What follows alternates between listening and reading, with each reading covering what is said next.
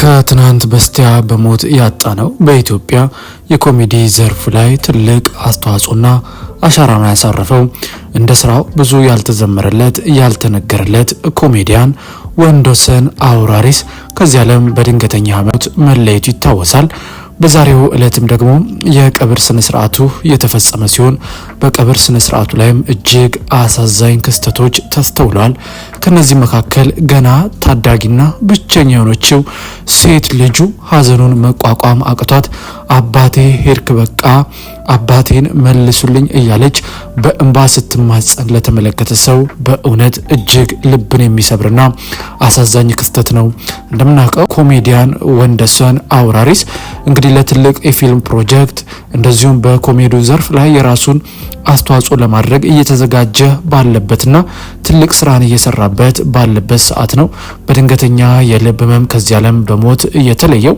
ከሞቱ በፊት እንኳን ባለፉት ቀናቶች ውስጥ በሙሉ ጤንነት ላይ እንደነበረ ስራውንም እየሰራ እንደነበር የቅርብ ወዳጆቹ ጓደኞቹ ሲናገሩ የሰማን ሲሆን ከዛ በኋላ ነው እንግዲህ ሀዘኑን ሲሰሙ ብዙዎቹ ማመን አቅቷቸው እንዴት ሊሆን ይችላል እያሉ ሀዘናቸውን በእንባ ጭምር በተለያዩ ማህበራዊ ሚዲያ ላይም ሲገልጹ ተመልክተን ነበር። እንግዲህ እግዚአብሔር ካለልን ቀን ልናልፍ አንችልምና ህይወቱን ለማትረፍ ዶክተሮች፣ ሐኪሞች፣ የተለያዩ የጤና ባለሙያዎች እንግዲህ ብዙ ርብርብን ጥረትን ቢያደርጉም ነገር ግን ህይወቱን ማትረፍ ሳይቻል ከትናንት በስቲያ ከዚህ ዓለም በሞት ተለይቶናል። ነገር ግን እንደዚህ አይነት ታዋቂ አርቲስቶች፣ ኮሜዲያን እንደዚሁም በኢትዮጵያ የጥበብ ዘርፍ ላይ አሻራቸውን ያሳረፉ ሰዎች ስራቸው ከመቃብር በላይ ከፍ ብሎ ይታያልና ኮሜዲያን ወንዶሰን አውራሪስም በሰራቸው ስራዎች ሁሉ ጊዜ የምናስታውስ ይሆናል። እስቲ ለማንኛውም በዛሬው ዕለት የቀብር ስነ ስርዓቱ ምን ይመስል እንደነበርና የልጁንም እጅግ ልብ የሚነካ አሳዛኝ ስሜት የሚያሳየውን አጠር ያለ ቪዲዮ ተመልክተን እንመለስ። እናንተም እንግዲህ ለወንድማችን ኮሜዲያን ወንዶሰን አውራሪስ ቤተሰብና ወዳጆች መጽናናትን በሀሳብ መስጫው ስር እንድትመኙ እየጠየቅን ቪዲዮውን ተመልክተን እንመለሳለን።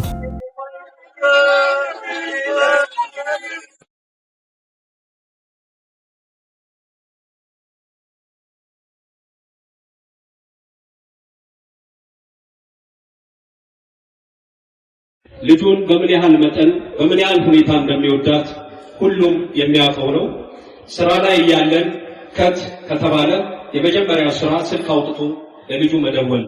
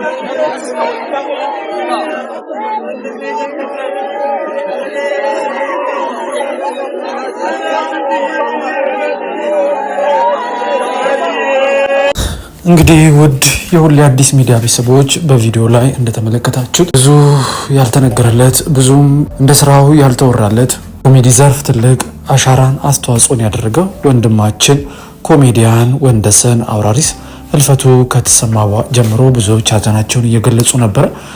የቀብር ስነ ስርዓቱም ትንሽ ዘግየት ብሎ ነበር፣ ምክንያቱም የአስክሬን ምርመራ መደረግ ስለነበረበት በትናንትናው ዕለት ነበር ሊካሄድ የታሰበው። ነገር ግን በዛሬው ዕለት እንግዲህ የቀብር ስነ ስርዓቱ ተካሂዷል።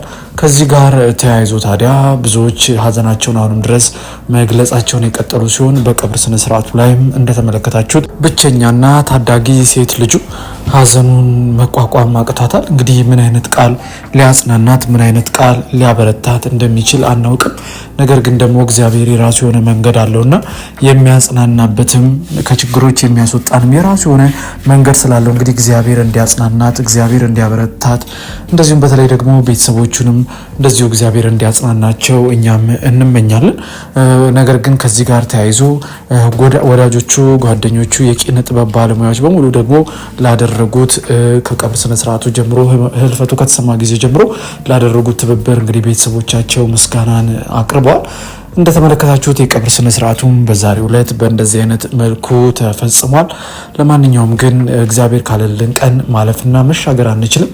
ስለዚህ መግቢያችን ላይ እንደነገርናችሁ አርቲስቶች፣ ታዋቂ ሰዎች፣ ለኢትዮጵያ ኪነ ጥበብ አስተዋጽኦን ያደረጉ ሰዎች ምንም እንኳን በህይወት ከኛ ጋር ባይኖሩም ነገር ግን ስራቸው ከመቃብር በላይ ከፍ ብሎ ይታያል እንዳልናችሁ ኮሜዲያን ወንደሰን አውራሪስም የሰራቸው ስራዎች ሁልጊዜም እናስታውሳለን።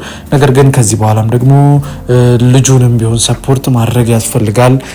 ቤተሰቦቹን መጠየቅ ያስፈልጋል። ምክንያቱም በሱ ድጋፍ የቆሙ ናቸውና አንድ ሰው ከቤቱ ሲጎል በተለይ ደግሞ ምሰሶ የሆነ ሰው ከቤት ውስጥ በእንደዚህ አይነት መልኩ ህይወቱ ሲያልፍ ምን አይነት በቤተሰብ ላይ መናጋት እንደሚፈጥር መገመት ብዙም ይከብዳል ብዬ አላስብምና በተቻለን አቅም እንግዲህ ሰፖርት ማድረግ ይኖርብናል ብዬ እንደ አንድ ቻናልም ሀሳቤን ማቅረብ እፈልጋለሁ። አንተም ውድ የሁሌ አዲስ ሚዲያ ቤተሰቦች እንግዲህ ለኮሜዲያን ወንደሰን አውራሪስ ቤተሰቦች መጽናናትን ተመኙላቸው፣ እኛም መጽናናትን እንመኝላቸዋለን።